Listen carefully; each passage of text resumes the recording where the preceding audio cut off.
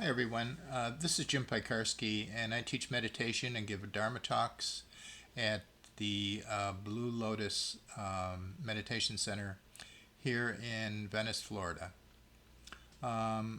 Recently we talked about questioning the conditioned mind and changing it through that questioning. Today we're going to talk about freedom from the conditioned mind completely. Um, so, there are many ways that it's a tall order, but there are many ways we can accomplish this. And the more ways we try this, then the more successful we will be, because everything contributes. Um, so the question is, do we need to think all the time? Um, One thing we really need to do is learning not to pay attention so much to our thoughts. We're hypnotized by the thought stream all day long. Most people don't even know that it's happening. They don't even know that there's a possibility for something else to happen. It's so normal for people to do this. Um, so people are lost or identified with the thought stream. Their attention is there all day. The main character of the me is there. That's where the ego resides, because the ego is a bunch of thoughts and beliefs about oneself. And this me only exists in thought.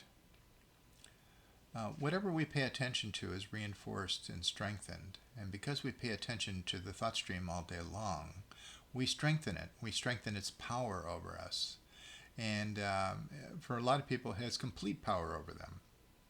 What we want to do is don't want to be subjugated to the thought stream. We want to be free of it. So that we can make our own choices, wise decisions, without being influenced or controlled by our past habits and our conditioning. One thing about the thought stream is that it is just accepted. People don't even realize it's there. It's the source of our problems. In Buddhism, they talk about samsara. Samsara has to do with delusion, and delusion is in our thought stream. It's our distorted beliefs and negative beliefs and thoughts that are always running through our thought stream or our deeper unconscious, which is kind of the deeper part of our thought stream. So even when people understand this intellectually to some degree, it's still very enamoring, the thought stream. It's very difficult to get away from it. We really have to see what it is and to see it clearly, because once we see it clearly, then we're going to give it less attention. We need to understand that it's the source of our problems. One thing we do is we mistakenly think that the answer to life's problems is going to occur to us in these thoughts that occur. This is not true. As a matter of fact, most of the thoughts that occur in our mind are not true, or they're distorted in some way. And yet we listen very closely to this thought stream. And the question occurs is like, would you believe a friend who lied to you 9 out of 10 times? Well, this is what the thought stream does to us. It lies to us 9 out of 10 times, and yet we believe it.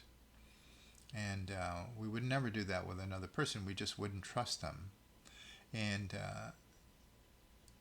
it is beneficial for us not to trust our own thought stream. Our rational thinking, we can learn to trust that because we can use it. But the thought stream, because it's a habit pattern, it tends to use us. One thing I think is important to understand is that thought is not a primary thing. Thought is secondary. The first thing that's primary is direct experience. So even to tell if our thoughts are true, we have to look back at direct experience. Somebody says, oh, look at the blue shirt. And you look over and the shirt's not blue, and you realize what they said was not true. So we have to check our experiences to make sure that of what truth is. So thought is secondary.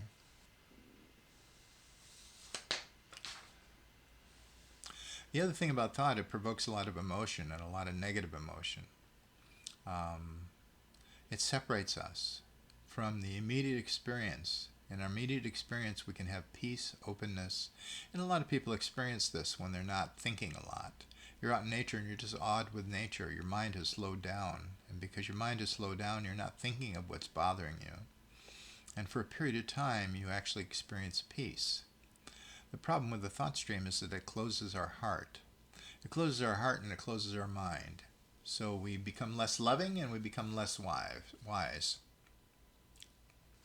Thought limits awareness. We really are not looking at the world around us when we're looking at thought. You can say you can look at two things. One is we look at the world, and then thought intervenes, and thought's like a static. And when we're looking at thought, what happens is the world becomes a background. The actual experience becomes background, and in the immediate front is our thoughts. And these thoughts are not real. I mean, some of them can point to reality, but they're not real in themselves. They're just thoughts. You could say a thought is an obstruction in the flow of life.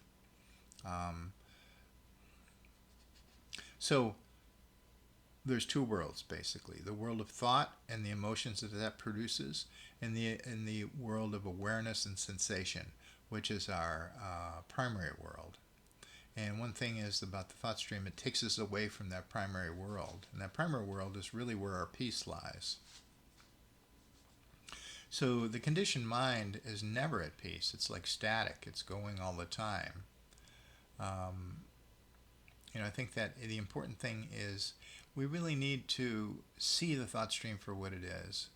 One thing that frees us is wisdom. If we can really see something thoroughly, then we no longer believe in it. We can pull ourselves away from it. And I think one thing we can do is examine the thought stream and to see exactly what it is and not believe in it anymore. Because when we believe in something, we keep resurrecting it. It's kind of like a child believing in Santa Claus. As long as they believe in it, there's, where's Santa, where's Santa? But once they don't believe in it, they don't talk about Santa anymore. Santa is something that, they thought of when they were a little kid, even if it was last year. So it's very important to be able to see through the thought stream. The thought stream is a little harder to see through than Santa, because the thought stream is so, we are so wound up with it. We're so enamored with it. We're involved with it from the time we get up in the morning till the time we go to bed at night. And somehow we think that it's important. We think that all these thoughts are important. These thoughts aren't important at all. We don't really need them. You need rational thought. Rational thought helps you learn. It helps you solve problems. And rational thought helps us learn. And we can condition ourselves in a positive way. So if you're an athlete, you can condition yourself to be a good athlete by thinking about what you need to do and learning the skills necessary to be a good athlete. But once you're out there, you don't need to think. You just need to get in the zone. And usually getting in the zone means that you're no longer thinking. The thinking's been done already. As a matter of fact, if you start thinking, what happens is you get inhibited and you can't perform. And it certainly takes you out of the zone. So we want to be in the zone all the time. So if we need to learn something, then we can invoke rational thought and we can problem solve and learn something. Otherwise, we just don't need to think all the time. And once we learn it, we don't need to think about it. It becomes part and parcel of our lives. We don't have to think about how to get up and go get a glass of water. We just know how to do that. So once something is learned, we just don't have to think about it anymore. Unfortunately, the thought stream is just a bunch of thoughts that are totally unnecessary. I mean, it's like occasionally we'll get a thought that reflects our deeper nature, that gives us a clue to something in our lives that we need to pay attention to. We can pay attention to those, but they're rare. And usually the thought stream is just static. So on the progressive path, what we do is we change the thought stream gradually. So on the progressive path, you can change your beliefs, you can question thoughts, and there was a talk I did about that. And what I'm talking now is more a direct path. The direct path is to see through the thought stream totally, just so that you don't believe in it anymore. If you can see through the thought stream totally, then what happens is that it can affect us on a very deep level, and it can also affect us on a broad level, in the sense that any thought that comes up is just not going to get our attention so much. We're not going to get pulled into it. We're not going to get sucked into it.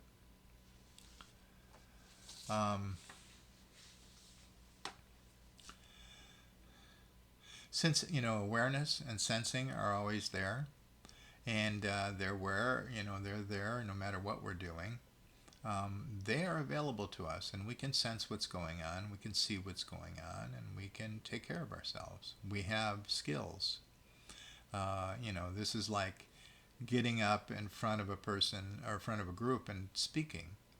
It's like you get up and give the speech.